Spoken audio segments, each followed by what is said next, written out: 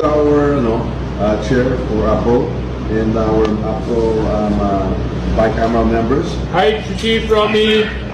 Please kindly convey to the entire AFP, to our men and women in uniform, that as we committed, that the subsistence daily allowance from 150 to 350 has not only been affirmed, but has been approved and is being signed right now, and we will ratify the bicameral report this afternoon. So please tell that regardless of whatever doubt, whatever they heard, that's all fake news. Basta nagsalita tayo when we speak. As the Speaker in the House, when we speak, we mean it and we will always deliver. You are top priority, sir. Please tell the men and women in the AFP, top priority po kayo, and we are fully committed to support all of you and to keep your morale high and to always take care of you. Please convey that. Thank you. Yes, sir. Mabuhay ang AFP. Mabuhay kayo lahat. Okay. I will relate this, sir, to the troops on the ground, and then I will include this in my speech during the AFP. So that is signed here in the BICAM. It will be ratified tonight in the plenary. We will ratify the budget on Wednesday, and the President will sign it into law. That is as good as gold. So I just wanted to allay any fears that there was anything other than what we had committed in some balance to you and to the troops. Mabuhay. Maraming salamat, sir. We look forward to our fellowship on the 13th at Aguinaldo. Oh, yes, sir. Yes, sir. Okay. Mabuhay. Merry Christmas to all. Thank you. Merry Christmas, sir. Thank you. Magandang regalo ito sa mga sundalo, sir. Yes. Thank you. More will be coming. We'll be looking for more ways to support the troops. Assure them. Yes, sir. We assure them more for next year as well.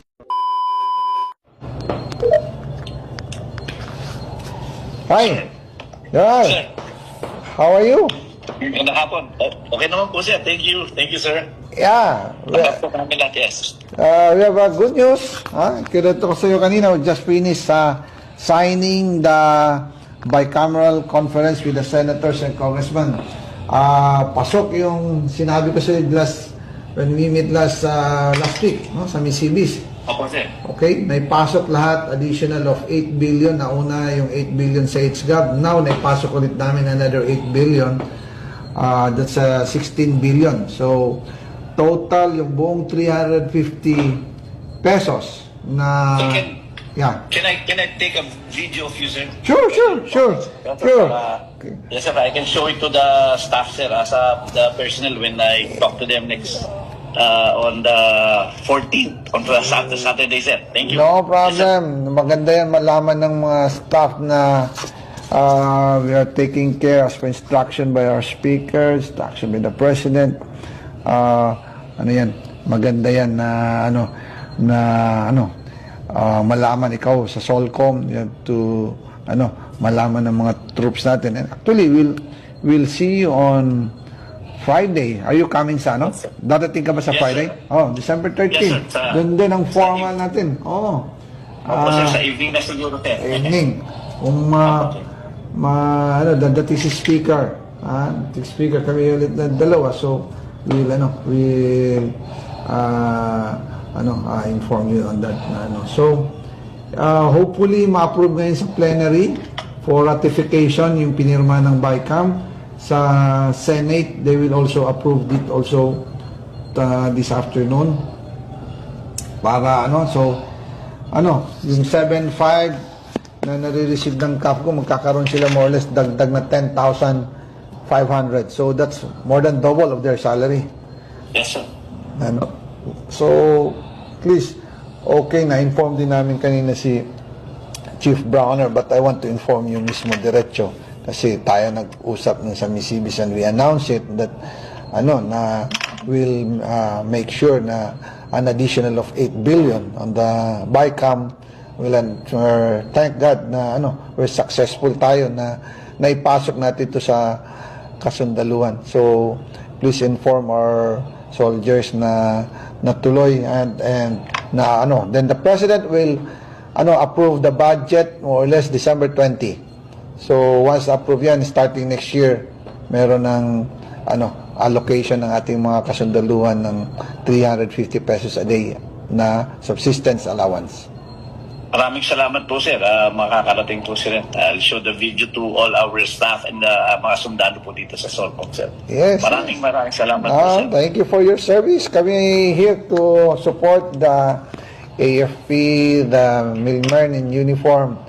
So, yung mga black propaganda dyan na we are close with the left, hindi totoo yan, no? Gawa-gawa nila yan para lang, alam mo na, yung mga budol-budol dyan. So, anyway, that's it. We're successful and thank God na tuloy to. Yeah. Thank you po, sir. Thank you Sir, rin. do you have, can we request a short Christmas message sa ating mga tao, sir? Sa mga personnel natin, sa mga tropa? Oh, yeah, sure.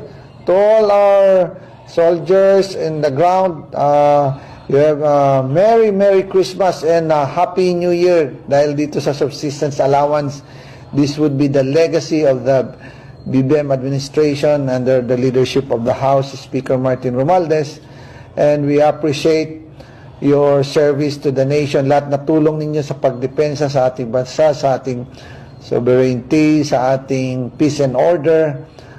Kinikilala po ng leadership ng House of Representatives Speaker Martin Romualdez ang inyong tulong sa ating mga kababayan, sa ating buong bansa. Kaya kami nagpapasalamat, and we know matagal na itong badly needed, but we just heard it last August kay Chief Browner na kung pwede maipasok. So right there and then hinabol natin to sa HGAB, and now additional of another 8 billion, naging 16 billion. So again, congratulations sa inyong lahat, and hopefully sumaya ang inyong Pasko and sumaya ang inyong New Year, and hopefully the life of each soldier will have an improvement. Thank you. Definitely, sir. Sir, maraming salamat po, sir. Stay Thank safe, you. sir. Thank At a you. Merry Christmas din po, sir, from your family dito sa Southern Luzon. Thank you. Salamat. Thank you. Bye-bye. Thank you, sir. Sige. Thank you, sir. See you. Opo, sir. Bye.